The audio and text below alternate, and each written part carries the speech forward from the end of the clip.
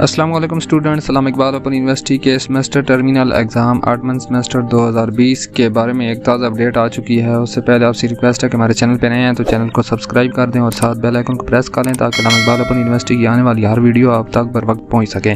تو اسٹوڈنٹس، علامہ Iqbal open university کے تازہ ترین اپڈیٹ کے مطابق جو ریسنٹلی ابھی جو آپ کے کنٹرولر آف ایگزامینیشن ڈاکٹر توقیر احمد ہیں، ان کے مطابق جو رزلٹ ہے ان کی ڈیٹس چینج ہو چکی ہیں۔ مثلاً علامہ اقبال اوپن یونیورسٹی کے BA جس کا نام ابھی ایسوسیٹ ڈگری پروگرام ہے، اس کا رزلٹ 9 جولائی 2021 کو آئے گا، اور جو B.Ed اور BS ہے ان تمام پروگرامز کا رزلٹ 11 جولائی 2021 کو آئے گا۔ تو یہ تواریخ میں چینجنگ کر دی گئی ہیں، تو یہ دوبارہ سے نوٹ کر لیجئے گا۔